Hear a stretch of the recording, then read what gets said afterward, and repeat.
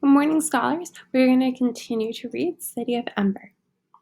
Let's start right here. The messenger's headquarters was on Clothing Street, not far from the back of Gathering Hall.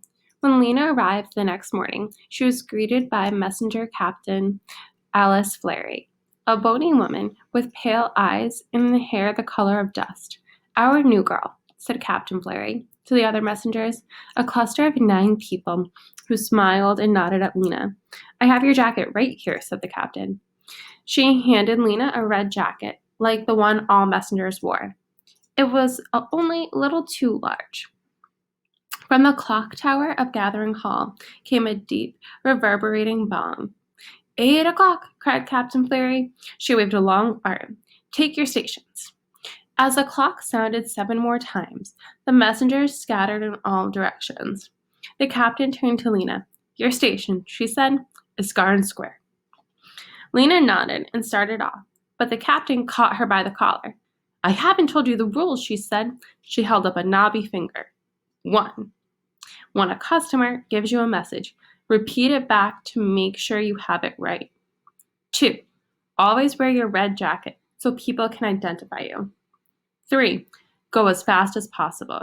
Your customers pay 20 cents for every message, no matter how far you have to take it. Lena nodded. "I always go fast," she said. 4. Captain went on. Deliver a message only to the person it's meant for, no one else.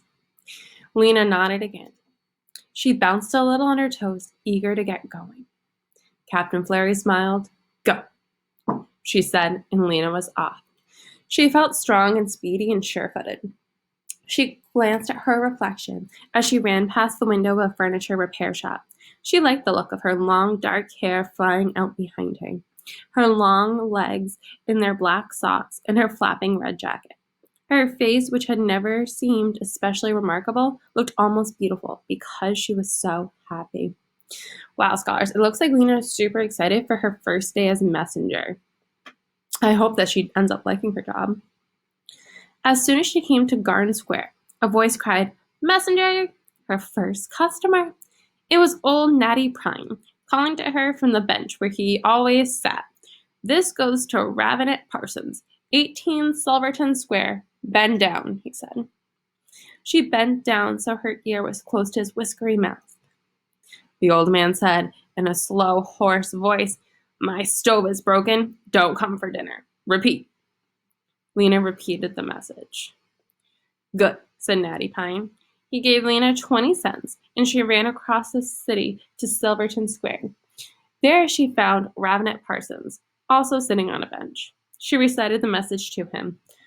"Old turnip head," he growled. "Lazy old flea face. He just doesn't feel like cooking. No reply." Lena ran back to Garden Square, passing a group of believers on the way. They were standing in a circle, holding hands, singing one of their cheerful songs. It seemed to Lena there were more believers than ever these days. What they believed in, she didn't know, but it must make them happy. They were always smiling. Her next customer turned out to be Mrs. Polster, the teacher of the 4th year class. In Mrs. Polster's class, they memorized passages from the book of the City of Ember every week. Mrs. Polster had charts on the walls for everything, with everyone's name listed. If you did something right, she made a green dot by your name. If you did something wrong, she made a red dot. "What you need to learn, children," she always said, in her resonant, precise voice, "is the difference between right and wrong in every area of life.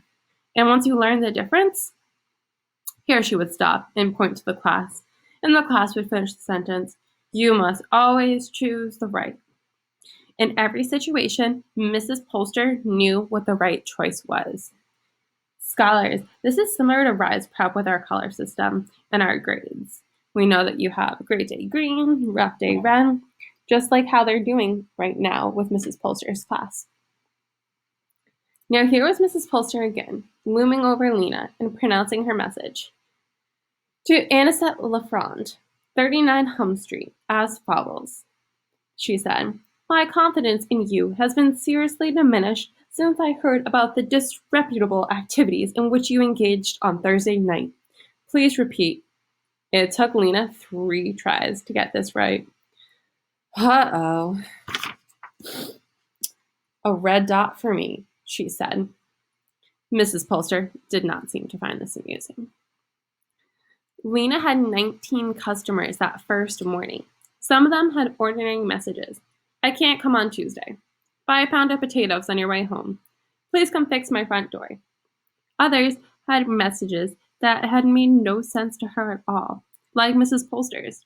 But it didn't matter. The wonderful part about being a messenger was not the messages, but the places she got to go. She could go into the houses of all the people she didn't know, in the hidden alleys, in the rooms in the back of stores. In just a few hours, she discovered all kinds of strange and interesting things. For instance, Mrs. Sample, the mender, had to sleep on her couch because her entire bedroom, almost up to the ceiling, was crammed with clothes to mend.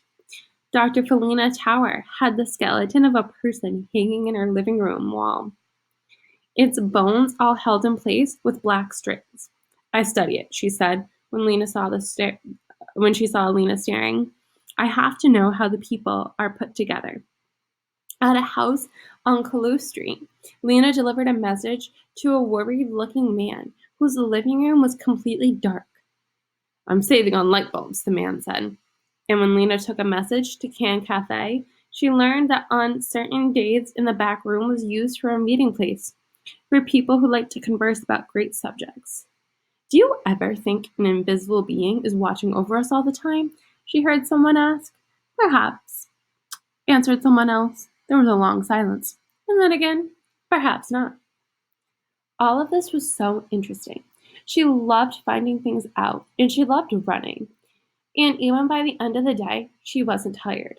Running made her feel strong and big-hearted, and it made her love the places she ran through and the people whose messages she delivered. She wished that she could bring them all good news they so desperately wanted to hear. Late in the afternoon, a young man came up to her, walking with sort of a sideways lurch. He was an odd-looking person. He had a very long neck, with a bump in the middle and teeth so big they looked as if they were trying to escape his mouth. His black bushy hair stuck out from his head in untiny tufts. I have a message for the mayor at the gathering hall, he said. He paused to let the importance of this be understood. The mayor. Did you get that? I got it, said Lena. All right, listen carefully. Tell him, delivery at 8 from Looper. Repeat it back. Delivery at 8 from Looper. Lena repeated it. It was an easy message. All right, no answer required. He handed her 20 cents, and she sprinted away. So right now, let's think about the job that the messengers have. The job of the messengers is really similar to what we use telephones to do. They get messages from one person to the other. So now I'm thinking, why do they have to use messengers? They have electricity. Why couldn't they use phones? I think that they might use messengers instead of telephones because it would take too much electricity to run the telephones. And they're already having blackouts and power outages. So maybe using messengers, that helps the people save some electricity. So today for your response, I want you to think, if you were assigned the role of messenger, would you be happy? Would you like that job? Why or why not? I can't wait to read all of your answers.